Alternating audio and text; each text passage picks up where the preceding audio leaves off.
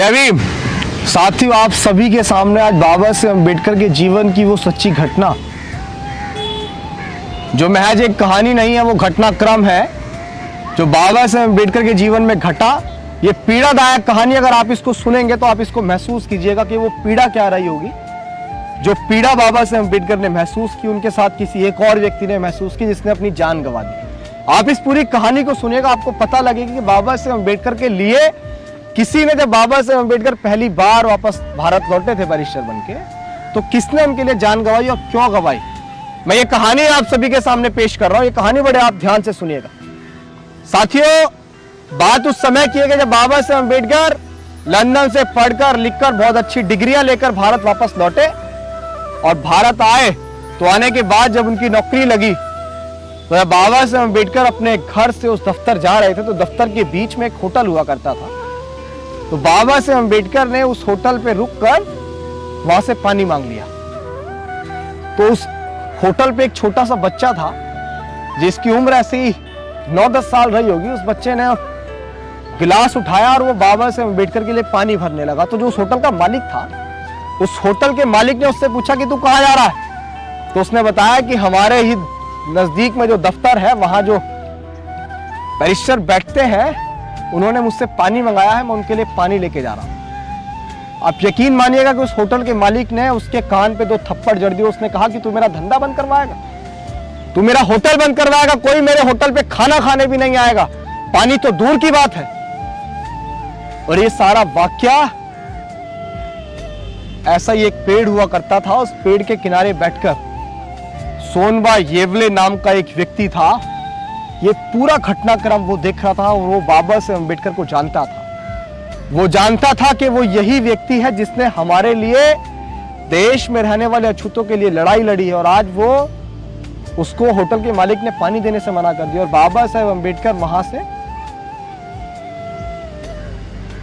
जाने के लिए बढ़ने लगे, तो वो सोनबा येवले जो था, वो मटकी लेके अपने गांव से पानी लेकर बाबा साहेब की ओर जब तक आने लगा, जब तक बाबा साहेब अम्बेडकर गाड़ी में बैठकर वहां से जा चुके थे। जब सोनबा येवले पीछे पीछे भगा, साहब ने उसकी आवाज नहीं सुन पाई और साहब चले गए।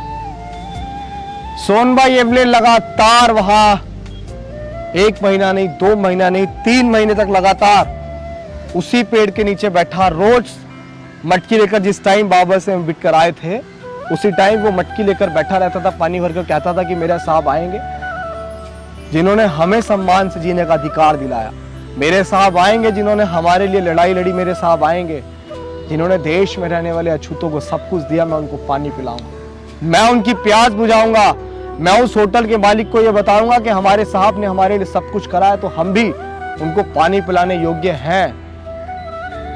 लेकिन बाबा साहेब अम्बेडकर साथियों उस रास्ते पे दोबारा वापस नहीं आए थे, क्योंकि उन्होंने जो बेइज्जती फील की, जो इंसल्ट फील किया, 32 डिग्रियां हासिल करने के बावजूद उनके ही देश में उन्हें एक होटल के मालिक ने पानी पीने से मना कर दिया। क्या कसूर था उस बच्चे का? जिस बच्चे ने एक प्यासे को पानी देने के लिए बढ़ा, तो उसको थप्पड़ मार दिए गए। तो एक दिन बाबा साहेब अम्बेडकर के दफ्तर में जाके किसी ने बताया कि बाबा साहब, जब आप अभी 2 महीने 3 महीने पहले उस रास्ते से आ रहे थे, वहां एक होटल पड़ता था, जब आपने वहां पानी मांगा, तो ये वो सारा वाकया एक सोनबा येवले नाम का व्यक्ति था, वो देख रहा था। वो रोज दिन प्रतिदिन लगातार उसी दिन से मटकी में पानी लेकर पेड़ के किनारे बैठा रहता है। वो आपका इंतजार करता है कि मेरे साहब आएंगे, मैं उनको पानी पिलाऊंगा। साहब, आप एक बार उस रास्ते पे जरूर जाइए। वो बहुत पीड़ा महसूस करता है कि मैं अपने साहब को पानी नहीं पिला पाया, और साहब चले गए। इतनी बात सुनकर बाबा साहेब उसी पल, उसी क्षण अपने दफ्तर को छोड़ उसी रास्ते, उसी पेड़ के नीचे पहुंचे। तो बाबा साहेब अम्बेडकर ने देखा कि उस पेड़ के नीचे वो एक मटकी फूटी हुई है, वहां कोई व्यक्ति नहीं था। तो बाबा साहेब अम्बेडकर ने आसपास से लोगों से पूछा कि भाई यहाँ कोई व्यक्ति बैठता था? तो लोगों ने बताया कि हाँ, एक व्यक्ति था, वो पानी की मटकी लेके यहाँ बैठा रहता था, कहता था कि मेरे साहब आएंगे, मैं उनको पानी पिलाऊंगा, मेरे साहब आएंगे, मैं उनको पानी पिलाऊंगा। पता नहीं क्यों बड़बड़ाता रहता था। उसका गांव यहाँ पीछे है। तो बाबा साहेब जब उसके गांव पहुंचे, तो पता लगा, लोगों ने बताया कि 3 महीने से लगातार वो मटके में पानी भर के लेके जाता था। अभी 3 दिन पहले उसकी मृत्यु हो गई उसी पेड़ के नीचे। वो मटकी लेके बैठा था, उसने सही से खाना नहीं खाया था, वो चिंतित रहता था, उसका मन विचलित रहता था कि मैं अपने सांप को पानी नहीं पिला पाया, जिन्होंने हमें सब कुछ दिया मैं उन्हें पानी नहीं पिला पाया। बाबा साहेब अम्बेडकर उसी पेड़ के नीचे आकर बहुत रोए, उस मटकी को, टूटी हुई मटकी को अपने हाथ में लेकर बहुत रोए।